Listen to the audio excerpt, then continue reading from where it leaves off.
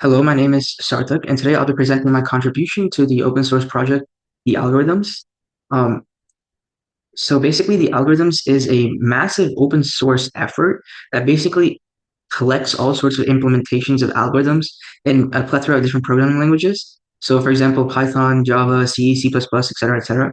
And specifically, the C++ repository is a very big repository with like thousands of commits, and it is essentially it also has a very active user base. So the goal is to basically provide a very clean and educational implementation of algorithms that are written with clear documentation as well as tests, so that the learners can, like other people that access this repository can basically understand about different data structures and algorithms that are there specific to that particular language.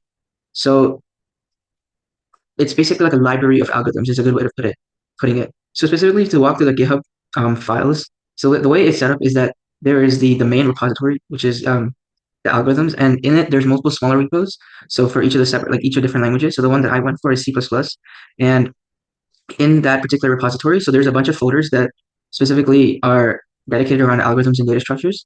So for example, like there's the data structures folder, and then there's like folders on like divide and conquer algorithms, bit manipulation algorithms, et cetera, et cetera.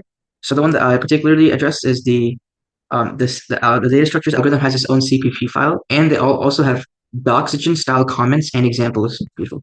So for my contribution, I implemented the ropes data structure, which is essentially a tree-based alternative to standard strings. So basically, ropes are really efficient, like really useful for efficiently handling a very large amount of text, where operations like concatenation, insertion, deletion, and substrings become very expensive in terms of time and memory with normal strings. So basically, the file that I implemented, ropes.cpp, includes a full class implementation, helper methods for balancing. As you can see, there's rebalancing algorithms. And I also added some unit tests to make sure that that people can actually see an example of the ropes algorithms being used. So here it is. So here's the ropes.cpp.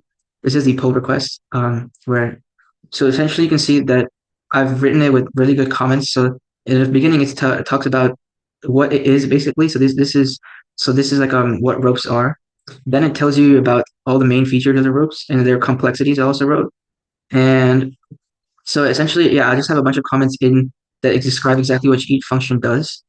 Scroll all the way down, and we'll see that there are. So there's a rebalancing, right? So these are this is for like basic concatenation. So so basically, you can have two ropes, rope A and rope B, and rope C can basically like add the two ropes, and then we can see that row C, you can see the print, and if it's equal to hello world, which it should be because you're concatenating the two, then it will essentially output true because it's a unit test. So let's talk a bit about the biggest challenge. So I think that the biggest challenge that I faced was the benchmarks, because specifically the issue did not require, but it suggested to use benchmarks tools to compare rope versus string builder and string. So basically it was really hard to run like large scale tests because ropes are really efficient on very large amounts of data, like millions, like hundreds of millions of like text. And I'm looking at a really good computer, so it was able to run it like in a decent amount of time, but not too long. So I sometimes I had to scale down the benchmark inputs to keep the program running smoothly. So the way I overcame was by basically like parameterizing the benchmarks and running the smaller tests first, and then scaling up selectively based on the tests that I felt would show they show the advantage of ropes more. So I did learn a lot about the ropes data structure. The issue itself had like what's it called, like text to read about the ropes data structure, and so I learned a lot about this. It was like a really cool new structure that I learned about.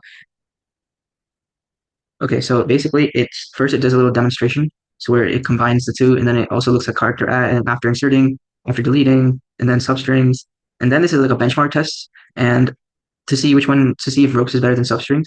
So, for example, we can see that in a string so like basically like deleting text in the middle, a substring is around 3,923 milliseconds, but the rope is only 7 milliseconds, which is an incredible difference, primarily because ropes run in log n as compared to n. And then we can also see example over here, like appending. Substring appended using or strings appended using 345 milliseconds, and ropes appended using only 93 milliseconds. So that I think is pretty impressive.